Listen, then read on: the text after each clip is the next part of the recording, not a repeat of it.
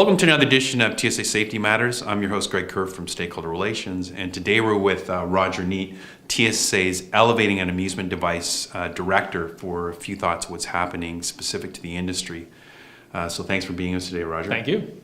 Now, we recently published our corporate reports. We have obligation to produce an annual report, but of our own volition, we do an annual State of Public Safety report looking at all our risks. And it seems that human factors has come up specifically for elevating devices. Maybe you could explain a little bit about that, Roger. Yeah, certainly human factors we've known for a while now is one of the major contributors to incidents within the elevator sector. And what we did this past year is we kind of drilled a little bit deeper. We knew that human factors were an issue across the whole population of elevators.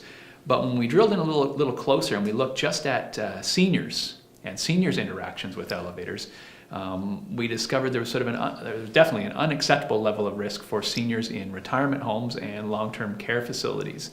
And primarily what's happening is seniors either being hit by the elevator doors or perhaps even startled by the elevator doors. So even if it doesn't strike them, seeing a door closing towards them can be enough to startle them and possibly cause them to fall or break a hip or exactly right. And just because of their advanced age, that they're more susceptible to injuries when they do fall. So what we've decided, and this is one of our strategic priorities for the coming year, and we want to look at what can we do to protect seniors within homes. When we started to look at it, we noticed that, for the most part, the elevators are all compliant. The door times that we're seeing are perfectly within the code, but perhaps they're just not suitable for those type of facilities. So what we're trying to do is encourage owners and managers of these devices to slow down the elevator doors, give more time. Like when the doors are closing, there's no need for them to close too quickly. Let's have them close slowly. So it gives a senior a fighting chance of getting in and being detected by the door, and not to startle them as well, but also to increase the dwell time. So that's the amount of time that when the elevator's parked there, the doors sit there open before they even try to close. And we're saying increase that time as well. And it's going to be different for each building, depending on the population of the building. You have different populations that move at different speeds. And there's different setups in buildings. So if you have a dining hall perhaps on the main floor, and everybody's moving downstairs for the key meal times. Got this rush of seniors going for the elevator. There's a rush, right? And so we tend to get lineups. And so, while one or two might make it in, the door's closing too soon for the third, fourth, and fifth person to make it in. So we're saying give a little bit more time there for them to get in. We've making some suggestions that perhaps the operator of these homes might want to have an attendant there who will put the car on service and leave the doors open until they've successfully loaded several people. And that can be especially important if you have a number of folks with walkers or wheelchairs. Then it's going to take even more time to get people in and get them organized. And it's in their best interest that it is. People in the old age home don't get hurt, right? Yeah, and they want to look after their residents as well. So we're doing some work. We're trying to get the messaging out there. We recently did a webinar with ORCA, the Ontario Retirement Communities Association of Ontario, where they're helping us get the messaging out there to their members of their organization, which is primarily the retirement home operators around the province. And so it was great. We had quite a few people on the webinar. RHRA, the retirement home. We're also doing some work, Retirement Regulatory Authority. We're working with them as well. They're going to help us through their newsletters, getting some messages out to folks. And we're looking at a couple other partners within the long-term care sector and how they can help us through their internal newsletters and messaging to get the same messages out. We're also going to be producing some pamphlets for our inspectors that they can give out while they're at a building to a building operator and say, here's some things you can think about to make your elevator even safer in terms of slowing down those doors. Mm-hmm. Yeah, and we have a lot of those relationships because we had the same issue, similar issue in fuels. It wasn't with maintenance and for fuel-fired appliances in long-term care and retirement homes. So it's easier for us to get in there on this issue because they were very open to TSSA's safety mandate when we were in there in the first place. Yeah, we've got a great relationship with ORCA. And building on that fuels relationship, it was an easy transition over to the elevator side. Mm-hmm. Now, on the human factor issue, you also produced safety videos that you've used through other mediums like social media. Yes. On some of those issues, and they were pretty engaging to get kind of feedback from individuals. Yeah. Again, kind of staying with that human factors incidents, we looked at what's happening, and while maybe not the same level of risk that we're seeing with the seniors, there are other common incidents that are happening that we wanted to sort of get that safety messaging out to folks. And by shooting some videos and using social media to get it out there, we're getting some really good uptake. So we recently shot 4 videos. First one was about distracted folks, busy texting and walking towards the elevator, not paying attention, and the risk of being hit by the doors. So we did one video sort of showing that common scenario. Another challenge we have is with children placing their hands on the doors on the inside of the elevator, which is fine when the door is not moving, but when the door starts to open, if their hand stays on the door and it pulls across, it gets pulled into that gap by the closing jam and can pinch their fingers and injure them there. So we kind of showed that video, well, a little bit, not graphic, but it shows the impact of what can happen. And we want to get that message to their parents that they need to be minding their child and make sure their hands aren't near the doors, whether they're opening or closing, that there was a risk there. The other message we gave was when elevators break down, that people just need to just simply press the alarm button, but don't try to self-rescue themselves, because we have seen incidents with people try to force the doors open. There's a significant fall hazard potential there if somebody gets out of the elevator and falls under it. Fatalities in the past. We've had fatalities here in Ontario and all over North America. So it's just a message we want to say: if you're trapped, you're perfectly safe in there. There's no need to try and get yourself out. Press the button. Someone will come and an elevator mechanic will come and let you out safely.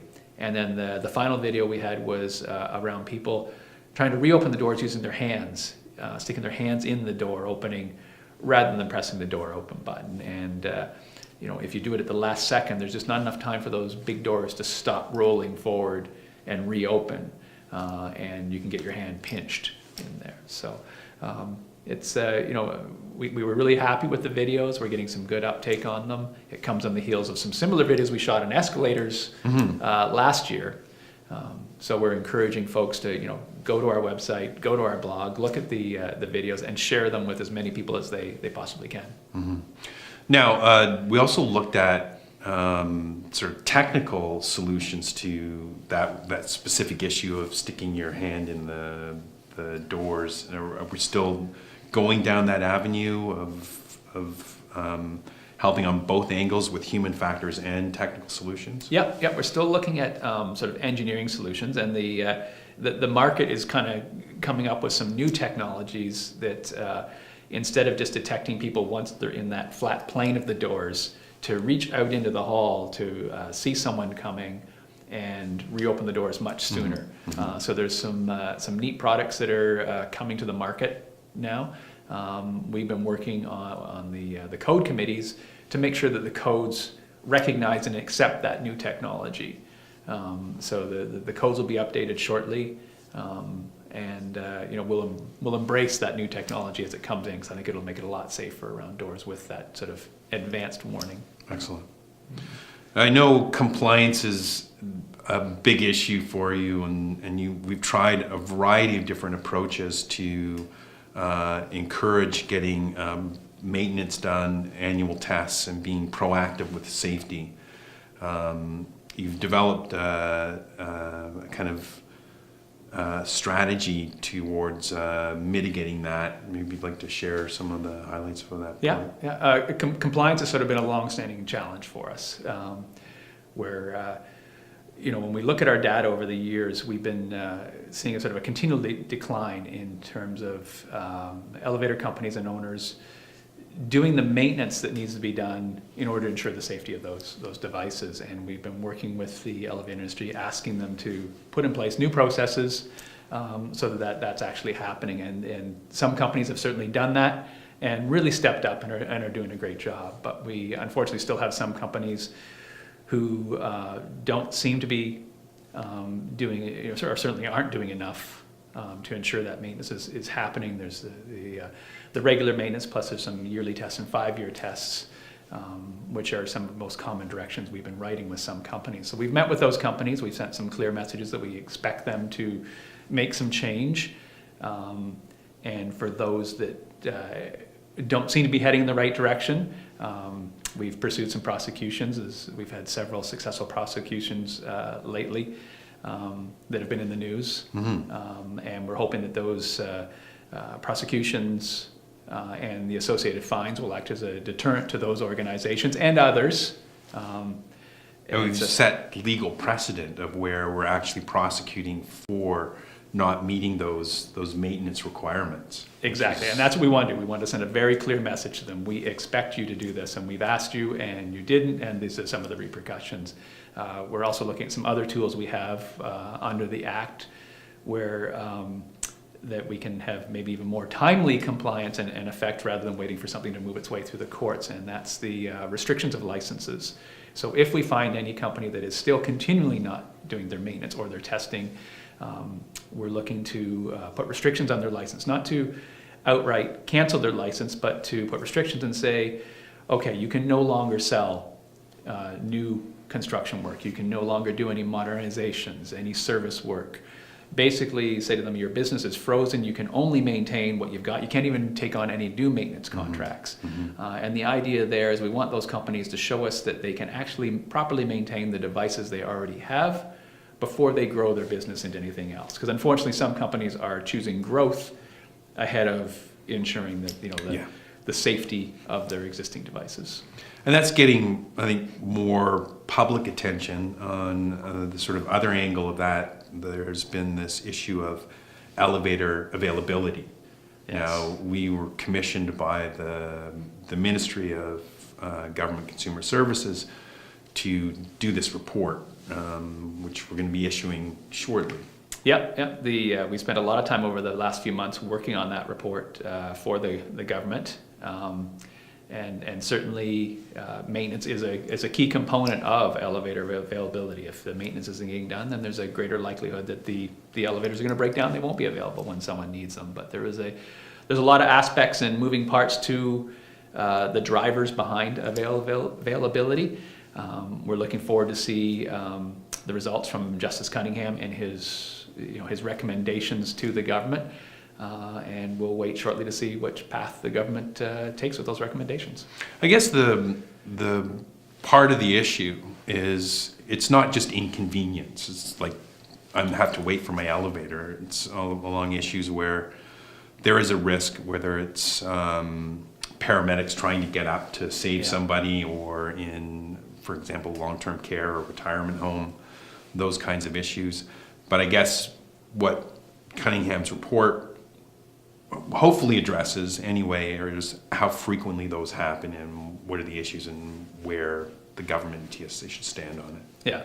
I mean, it's like I said, there's a lot of issues, there's a lot of drivers behind it, and there's a lot of different impacts. Like you say, there's the impact to the emergency services folks, whether it be fire or ambulance, and there's impacts to folks who may have mobility issues, and if the elevator's not running, they can't leave their building. Someone in a wheelchair, or someone who can't, safely navigate, 17 flights of stairs to get out of the building to get groceries or doctor's appointments. So it definitely has a big impact to folks in buildings, and as we know, our society is definitely growing up. We're seeing a lot of buildings coming into urban areas, and our cities are getting taller, not necessarily wider.